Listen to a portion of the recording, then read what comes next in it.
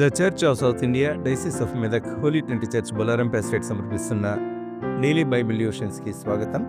Lent ధ్యానాలలో భాగంగా ఈరోజు సిలువ ద క్రాస్ అనే అంశంపై మన ప్రెస్బిటర్ రెవరెండ్ నోసినా నవీన్ గారు అందించే దైవ సందేశాన్ని విందాం.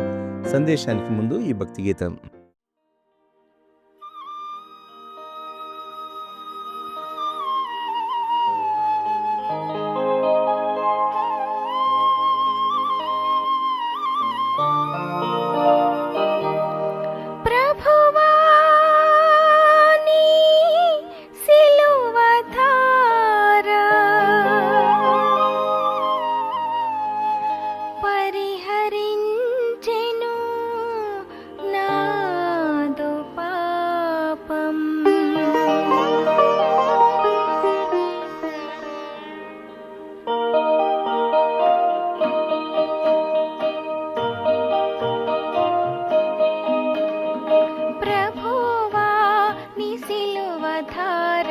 పరిహరించెను నాదు పాపం.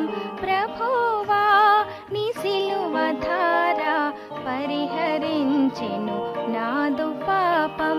నీదు ప్రేమ బాటలోనే పరిమళించెను నాదు జీవం. నీదు ప్రేమ బాటలోనే పరిమళించెను నాదు జీవం. ప్రభువా నీ సిలువ ధార పరిహరించెను నాదు పాపం.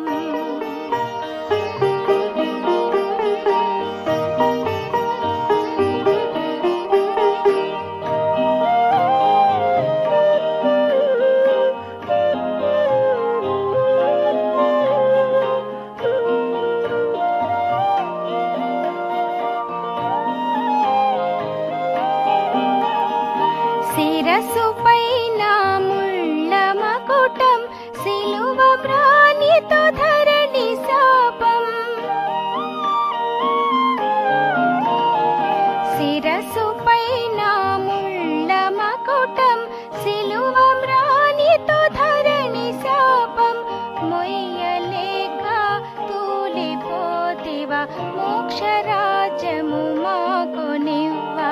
మొయ్యలేక తూలిపోతివా మోక్షరాజ్యము మాకు నివ్వా. ప్రభువా నీ సిలువ ధార పరిహరించెను నాదు పాపం.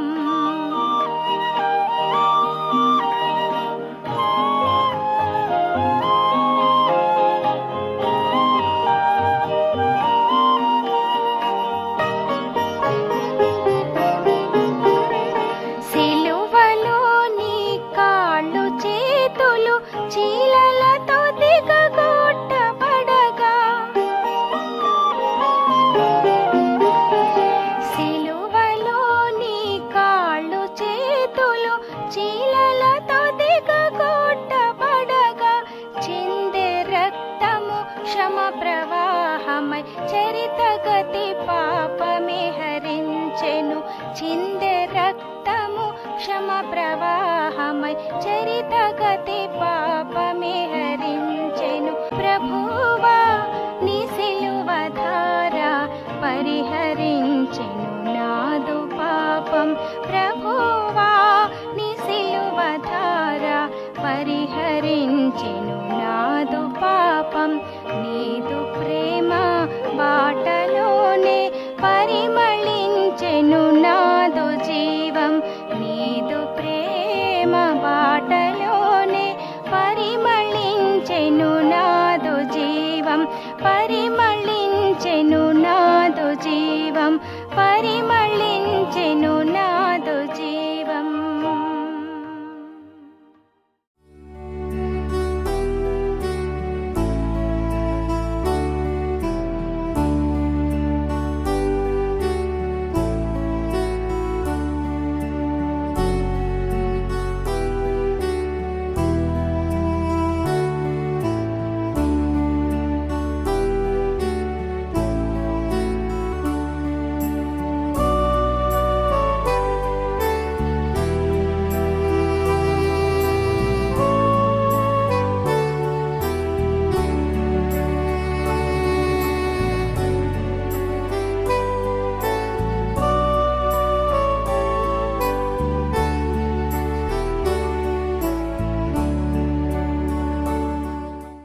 ప్రియులారా, మన ప్రభువైన యేసుక్రీస్తు నామమున మీ అందరికీ శుభములు, వందనాలు తెలియపరచుకుంటున్నాను. ఈ యొక్క డైలీ బైబిల్ డివోషన్స్లో మీ అందరినీ ప్రేమపూర్వకంగా ఆహ్వానిస్తున్నాను. చిన్న ప్రార్థనతో మరి ఇటు వాక్యంలోనికి మనం వెళుదాము, ప్రార్థించుదాము. ప్రభువా, జీవముల తండ్రి, గొప్ప దేవ, మీ పరిశుద్ధ నామానికి వందనాలు స్తుతులు. ఈ యొక్క ఉదయకాల సమయమున మీ యొక్క వాక్యాన్ని వీక్షించడానికి, వినడానికి ఇచ్చినటువంటి సమయం బట్టి మీకు వందనాలు. మరోసారి ప్రభువా, ఇటు వాక్యంలో ప్రభావ మరి మీరు మీ బిడ్డలతో మాట్లాడి మీ యొక్క గొప్ప గూఢమైనటువంటి గొప్ప సత్యాలను మరి నా ద్వారా నన్ను మీ బుర్రగా వాడుకొని మీ బిడ్డలకు ఆత్మీయ ఆహారం దయచేసి అటు వాక్కుతో ప్రభావ మరి మేము బలోపేతులమై మీ మహిమ నిమిత్తము గొప్ప సాధనముగా మమ్మల్ని వాడుకోమని ఏసునామములో అడుచున్నాం మా ప్రియ తండ్రి, ఆమేన్. ప్రియులారా, మరి ఈ యొక్క ఉదయకాల సమయంలో మరి నేను ఎన్నుకున్నటువంటి అంశము సిలువ. ఈ యొక్క సిలువ లేదా క్రాస్, మన యేసుక్రీస్తు ప్రభువు వారు మోసినటువంటి యొక్క సిలువ గురించి మరి నేను ఈరోజు ధ్యానం చేయనంటున్నాను. సిలువ అనగానేమి, మరి మనం దేవుని యొక్క వాక్కులో చూస్తాం.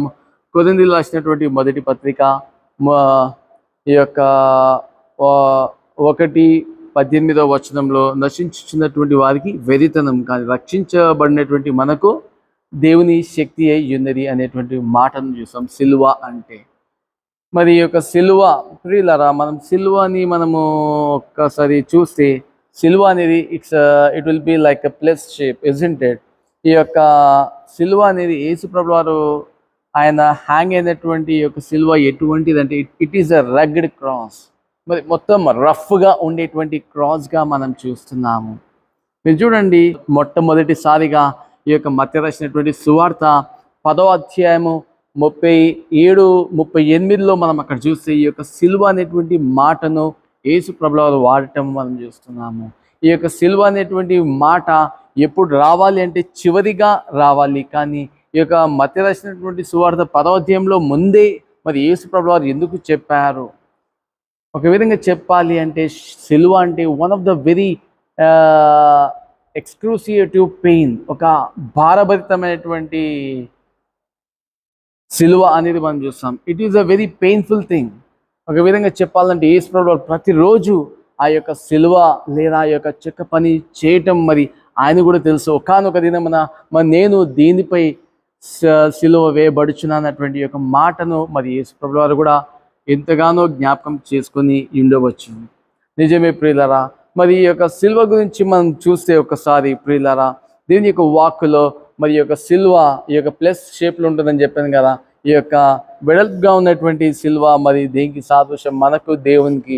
అంటే ఒక విధంగా చెప్పాలంటే నీ దేవుడని యెహోవాను నీ పూర్ణ హృదయంతో, ఆత్మతో, శక్తితో, సమస్తంతో ప్రేమింపవలను. రెండవది మరి ఈ విధంగా ఉన్న హారిజాంటల్ అనగా మన పొరుగువాన్ని చూపింపచేస్తుంది. ఒక విధంగా చెప్పాలంటే నిన్ను వల్ల నీ పొరుగువాన్ని ప్రేమించుడి. మరి యేసు ప్రభువు వారు మరి రెండు మాటలు చెప్తాడు కదా మరి ప్రేమ గురించి. మొదటిగా నీ దేవుడిని యెహోవాను ప్రేమింపవలెను, రెండవది నీ పొరుగువాన్ని ప్రేమింపవలెను. మరి ఈ విధంగా the plus, so the combinedness. సో మనమును ఈ విధంగా దేవుణ్ణి, మనుషులను ప్రేమించేటువంటి వారంగా ఉండాలి. మరి ఇదే ధర్మశాస్త్రాన్ని నెరవేర్చినట్టు అనేటువంటి మాటను మనకు ఈ యొక్క సిలువ అనేది చూపింప చేస్తుంది ప్రియులారా. మరి అంత మాత్రమే కాదు, ఈ యొక్క సిలువను మనం చూస్తే ఈ యొక్క ఎఫెసీయులకు రాసినటువంటి పత్రిక 2వ అధ్యాయం 16వ వచనంలో మనం చూస్తే ఈ యొక్క క్రాస్ ద్వారా, సిలువ ద్వారా మనకు ఈ శాంతి మరి తండ్రి ద్వారా మనం పొందుకొని ఉంటున్నాము. క్రీస్తు అనగా తన యొక్క కుమారుడు ఆ యొక్క సిలువ మరణం ద్వారా మరి మనలను ఈ రెకన్సైల్, మనలను సమాధానపరిచాడు తండ్రి ద్వారా. ఈ యొక్క పాపం నుంచి మనలను కుమారులుగా చేశాడు. ఎలా అంటే మనం ఆయనను యాక్సెప్ట్ చేయడం ద్వారా అనేటువంటి విషయం. మరి అదే మాట కొలొస్సీయులు 2:14వ వచనంలో కూడా చూస్తాం. మరి యేసు ప్రభువు వారు ఏ విధంగా ఆ యొక్క కల్వరి సిలువలో యొక్క సాతాను యొక్క తలను చితకగొట్టాడు అనేటువంటి విషయాన్ని కూడా మనం చూస్తాం. అనగా ఈ సాతాను నుంచి విజయాన్ని మరి మనం అక్కడ చూస్తున్నాము. ఇంకా ఆదికాండము 3వ అధ్యాయం 15వ వచనంలో కూడా మనం చూస్తాం కదా, ఈ యొక్క సాతాను యొక్క తలను ఏ విధంగా చితకగొట్టడం అనేటువంటి విషయాన్ని మనం అక్కడ చూస్తాం. ఈ యొక్క మొట్టమొదటిసారిగా ఆ యొక్క ప్రవచన వాక్కు మరి మనం ఈ విధంగా యేసు ప్రభువు ఏ విధంగా నెరవేర్చాడు అనేటువంటి విషయాన్ని మనం చూస్తాం ప్రియులారా. అదిను కాకుండా మరి పౌలు కూడా ఒక చక్కటి మాట చెప్తాడు. మరి నేను సిలువ తప్ప దేని విషయంలో కూడా ఇంచెను, ఎందుకంటే నేను క్రీస్తు యొక్క ముద్రలు కూడా ధరించుకుని ఉన్నాను అనేటువంటి విషయం గలతీలు 6వ అధ్యాయంలో మనం చూస్తున్నాము. మరి అంత మాత్రమే కాదు, మరి ఇంకొక చక్కటి మాట చెప్పడం మనం చూస్తున్నాము. గలతీలు రాసినటువంటి పత్రిక 2వ అధ్యాయం 20వ వచనం 21వ వచనంలో చూస్తే, మరి ఇక మీదట నేను కాదు క్రీస్తు నా యందు జీవించుచున్నాను. ఈ యొక్క మాటను మనము చూడడము, అక్కడ నేను క్రీస్తుతో సిలువ వేయబడ్డాను అనేటువంటి మాటను కూడా పౌలు అక్కడ చెప్పటము మనము చూస్తున్నాం ప్రియులరా. మరి ఇంకా మనము చూసినట్టయితే ప్రియులరా, ఈ యొక్క సిలువ, ఈ యొక్క రగ్గడ నేను చెప్పాను కదా, మరి యేసు ప్రభువు వారు ఈ యొక్క కలువరి సిలువలో పెట్టేటప్పుడు ఆ యొక్క మరి ముందు ఆయన గాయపడడమే కాకుండా ఈ యొక్క ఆ సిలువ మీద కూడా ఉండడం ద్వారా మరి ఏ విధంగా ఆయన యొక్క శరీరము ఆ యొక్క ప్లస్ అనగా ఈ విధంగా ఈ విధంగా ఉండటము, ఆ యొక్క వెనక వైపు ఆయన యొక్క వీపు, ఆ యొక్క చెక్క, అప్పుడు సర్వసాధారణంగా మనం ఈ యొక్క రఫ్ చెక్కని ఈ విధంగా ముట్టుకుంటే ఏ విధంగా కుచ్చుకుంటుందో, తన యొక్క శరీరం కూడా ఆ యొక్క రగ్గడ్ క్రాస్ ద్వారా ఏ విధంగా కుచ్చుకొని ఉండవచ్చు కదా. నిజంగా చెప్పాలంటే ఏ పాపం ఎరిగినటువంటి యేసు మరి మన కొరకు ఆ యొక్క కల్వరి సిలువలో చనిపోవడం అనేది చాలా సాడ్ థింగ్గా మనం చూస్తున్నాం కదా.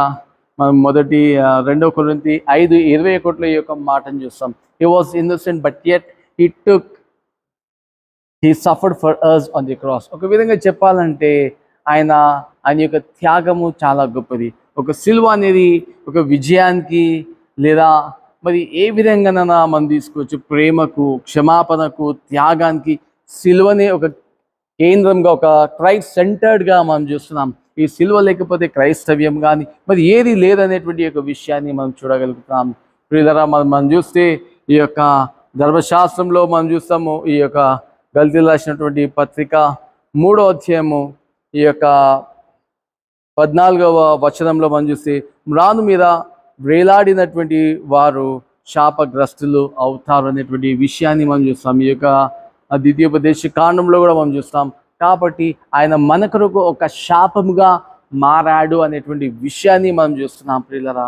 ఒక మాటతో నేను ముగించేస్తాను ప్రియులరా. ఈ యొక్క సిలువ యొక్క బరువును మనం చూస్తే 90 కిలోల నుంచి 135 కిలోలు ఉండటం మనం చూస్తున్నాము.